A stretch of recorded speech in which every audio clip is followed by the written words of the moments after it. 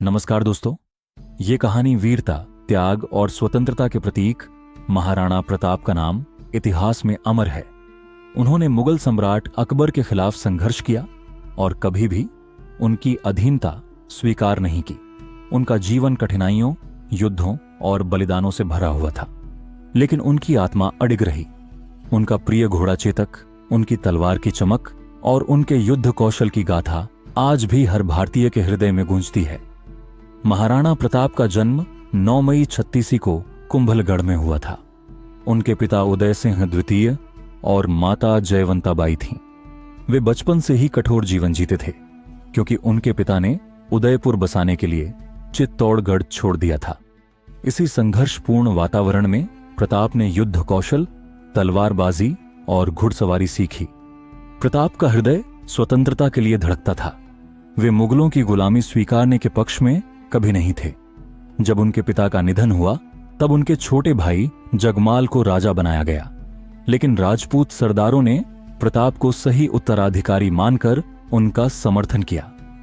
इस प्रकार 5720 में वे मेवाड़ के महाराणा बने।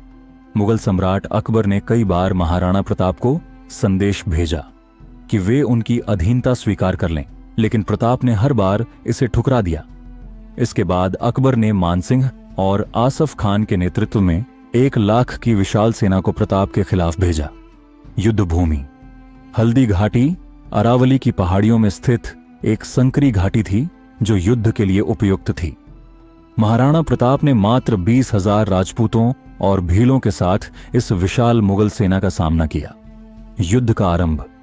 प्रताप अपने प्रिय घोड़े चेतक पर सवार होकर दोहरी तलवारें चलाते हुए युद्ध भूमि में उतरे। चेतक भी प्रताप की तरह वीर था। उसने अपनी पूरी शक्ति से महाराणा को युद्ध में सहायता की। प्रताप की तलवार इतनी भारी थी कि एक साधारण योद्धा उसे दोनों हाथों से भी नहीं उठा सकता था, लेकिन प्रताप उसे एक हाथ से चलाते थे। कहा जाता है कि एक ही वार में वे दुश्मनों को 2 हिस्सों में काट देते थे। युद्ध के दौरान जब मुगल सेना ने प्रताप को घेर लिया, तब चेतक ने अद्भुत पराक्रम दिखाया। उसने घायल होते हुए भी प्रताप को युद्ध भूमि से सुरक्षित बाहर निकाला, लेकिन एक नाले को पार करते ही वह वीर गति को प्राप्त हो गया। प्रताप ने अपने प्रिय घोड़े की समाधि बनवाई, जो आज भी हल्दी घाटी में स्थित है। हल्दी घाटी का युद्ध भले ही सैन्य दृष्टि से अनिर्णायक रहा, लेकिन यह दिखा गया कि प्रताप की स्वतंत्रता की भावना अडिग थी। वे पहाड़ों में रहकर छापामार युद्ध नीति अपनाते रहे और मुगलों को चैन से शासन नहीं करने दिया। उन्होंने कुछ ही वर्षों में अपना खोया हुआ राज्य फिर से प्राप्त कर लिया। महाराणा प्रताप ने चवंड को अपनी राजधानी बनाया और वहीं से अपना शासन चलाया। वे कभी आराम से नहीं रहे, हमेशा युद्ध के लिए तत्पर रहते थे। प्रताप की तलवार का वजन लगभग 25 किलो था और वे दोहरी तलवारें लेकर लड़ते थे।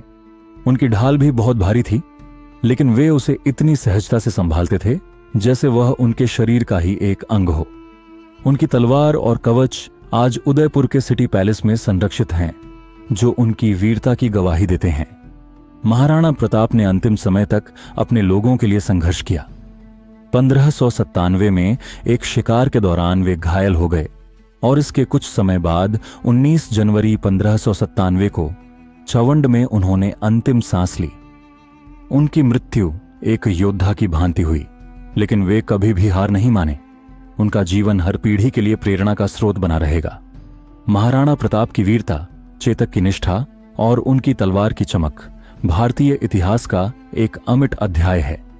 वे केवल एक राजा नहीं, बल्कि एक युग पुरुष थे, जिनकी कहानियां आज भी हर भारतवासी को गर्व से भर देती हैं। जो हार नहीं मानता, वही सच्चा योद्धा होता है। हल्दी घाटी के युद्ध के बाद भी महाराणा प्रताप झुके नहीं। भले ही उनके पास बड़ी सेना नहीं थी, लेकिन उनकी छापामार युद्ध नीति ने मुगलों को चैन से नहीं रहने दिया। जंगलों, पहाड़ों और गुफाओं में रहते हुए उन्होंने अपने राज्य को वापस पाने का संकल्प लिया। उनके लिए सबसे बड़ी चुनौती थी अपनों का विश्वास बनाए रखना। जब कुछ राजपूत राजाओं ने अकबर की अधीनता स्वीकार कर ली, तब भी प्रताप अपने वचन पर अडिग रहे। उन्होंने अपनी रानी, बच्चों और सैनिकों के साथ कठिन परिस्थितियों में जीवन बिताया।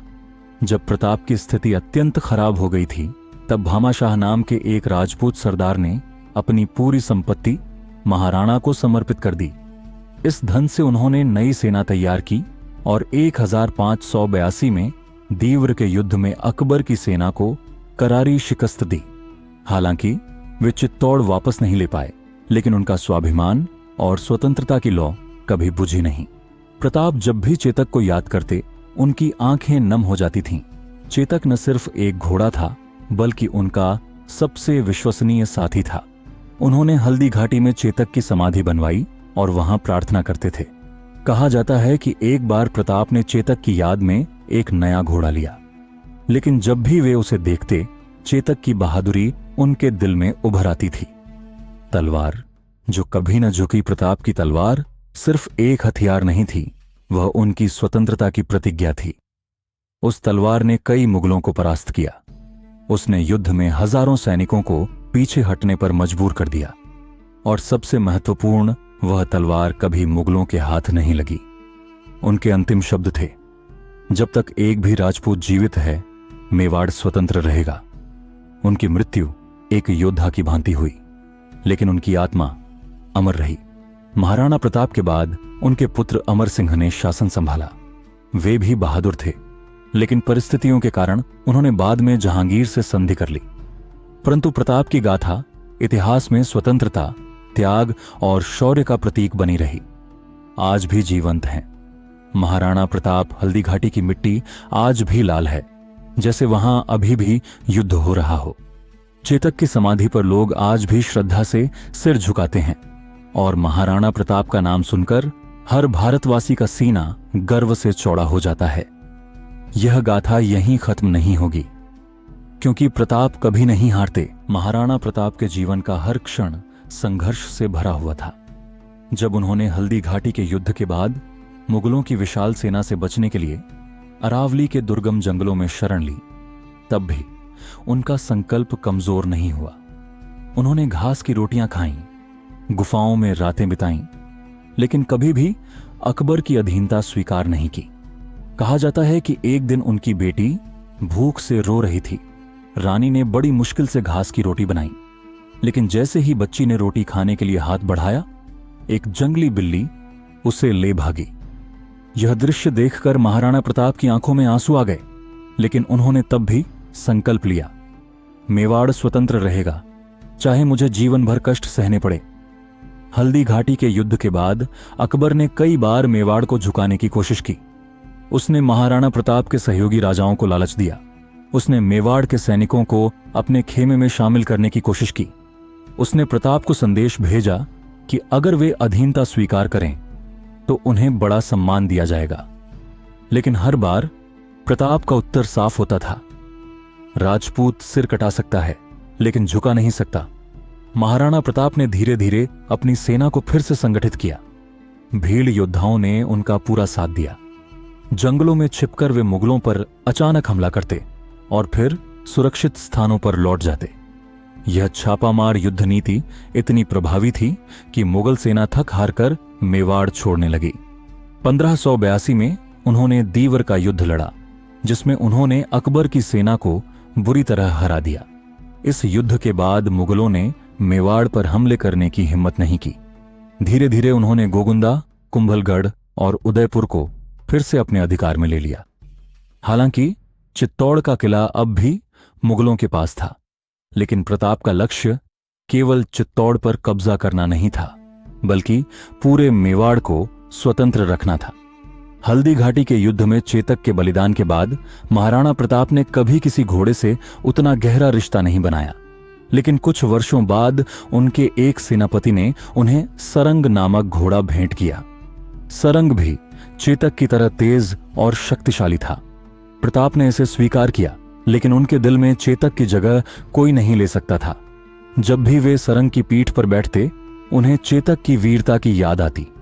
महाराणा प्रताप की तलवार उनके साहस का प्रतीक थी।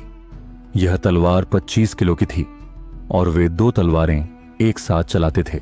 युद्ध में जब वे घोड़े से उतरकर लड़ते तो उनकी गति इतनी तेज होती थी कि दुश्मन उनकी छाया तक नहीं पकड़ पाते थे। एक ही वार में वे दुश्मन को दो टुकड़ों में काट देते थे। प्रताप ने एक प्रण लिया था, जब तक मेवाड़ पूर्ण रूप से स्वतंत्र नहीं हो जाता, मैं अपना सिर ऊंचा नहीं करूंगा और राजमहल में नहीं रहूंगा। 1597 में जब महाराणा प्रताप शिकार कर रहे थे, तब एक गंभीर चोट के कारण वे बीमार हो गए। वे जानते थे कि उनका समय निकट आ गया है, लेकिन उन्होंने अंतिम समय तक हार नहीं मानी। उन्होंने अपने बेटे अमर सिंह को बुलाया और कहा, तुम चाहे जिस हाल में रहो, लेकिन मेवाड़ की स्वतंत्रता को कभी मत भूलना। 19 जनवरी 1597 को चावंड में इस वीर योद्धा ने अंतिम सांस ली। महाराणा प्रताप की कहानी खत्म नहीं होती, क्योंकि इतिहास में वे अमर हैं। राजपूत की आन बान शान महाराणा प्रताप अमर रहें। आगे की कहानी जानने के लिए चैनल को सब्सक्राइब करें। धन्यवाद।